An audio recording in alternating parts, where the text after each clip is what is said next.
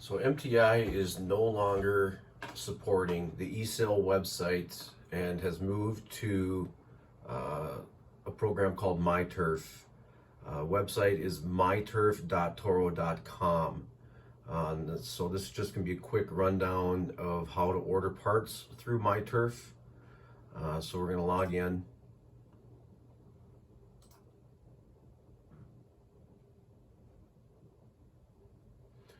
And now we have our asset list. You can see here that it's fully populated with all of our unit numbers. If you come in here and the list is not populated, if you click on equipment, you got to make sure that these are checked. It allows you to filter to only your work site, so you don't have as many. I myself find it easier just to have all the units available because you can search by part number, or excuse me, unit number. Attachments, you can see that they're not selected, so my attachment list would not populate. But there's my attachment list. Let's go back to units.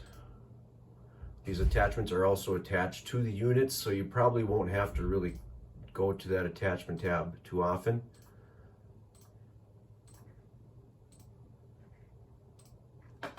But let's do a parts order here. Let's look at unit 1117. There it is. You can see that there is 2 attachments attached to this unit as well. So I click on it. I can go straight to a master parts viewer, but let's look at asset overview here.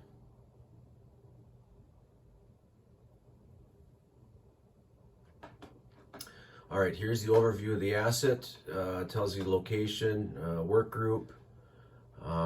Here's my attachments. Now down here is where it gets kind of neat. If you see Pro, we are not MyTurf Pro, so these aren't going to be useful to us. But however, you have service bulletins, service manuals, operators manuals, training videos, parts. This is just a PDF of the parts catalog. We're going to want to click on Master Parts Viewer. And you can see it brings up the parts catalog for the traction unit. It's really nice. If you scroll down to the bottom, you'll also see accessories. So let's say this unit had a sunshade on it. It doesn't, but let's say it did. All your different accessories are in here. If you click on the model number, you can go straight to the part schematic for that installed accessory. We're just going to go back to the parts tab here. Let's just pick out a part here. Some parts you'll see a little exclamation point next to it. If you hover your cursor over it, it's going to be a note. It'll tell you if it's a superseded part or any other note. But let's say we want this screw. So I'm going to click on it. And I don't want to put it in a cart that I have set up because I have that set up for 1218. So if I click on my cart, I'm going to create a new cart. And this is for the Elm Creek shop because it's an Elm Creek unit. You can name it whatever you want. I think it's probably best to name it after the unit that you're working on. So now I successfully created a cart.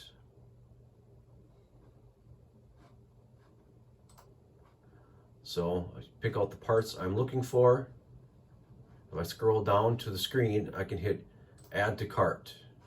And now it's going to bring up this window asking quantities that I want and if I want to add them.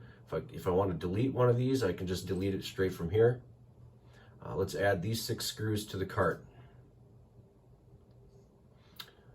Screws are added to the cart. Okay. So I am ready to place my order. I'm going to go to order management.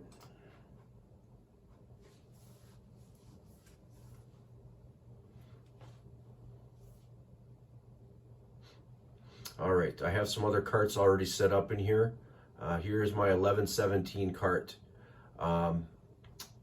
So let's open my cart. You're going to notice that there is no unit price or status here.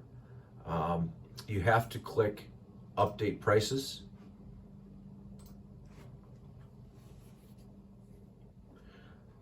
Pricing has been updated. It shows you that there are 16 available and they're 60 cents a piece.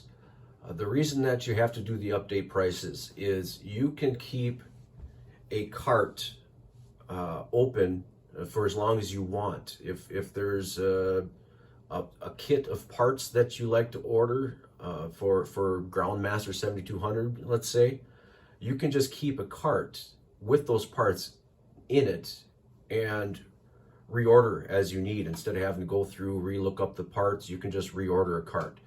So I've updated my prices. I want to prepare my order. And here we got our ordering method. Purchase order number is required. I request that if it is for a unit, please put the unit number in the purchase as the purchase order, or our own number works too. That's also helpful. If it's stock part, you could just put in part stock there. So we got that filled out. Shipping method is where you can choose what type of shipping you want. And pay attention to this box too. If you have multiple parts in your cart, but one's not available, but you're not in a hurry for the rest of them, if you click ship when complete, they'll ship the order when everything is there, instead of in 2 or 3 separate shipments. That will save considerably on shipping expense. I don't know why you'd ever want to change the request to ship by date, but that is there. The bill to is, you don't need to change that. Some locations are going to have multiple ship to addresses. For example, Highland Park location has a ship to address to Highland, but it also has a ship to address of Highland Greens. So you would choose your ship to by clicking on your address book. You never need to change sold to. So that's what I want it to be. I click review and place order. And now it's ready for order placement. You would just click place order and that'll place your order. Obviously, I'm not going to do that now because we don't need that screw. There's a lot of other things we can do in here. So play around with it. If you have any questions, let me know. Do not log into eSales. Even if it lets you log in, the part order will not make it to MTI. So there you have it. That's the new way to order parts from Toro.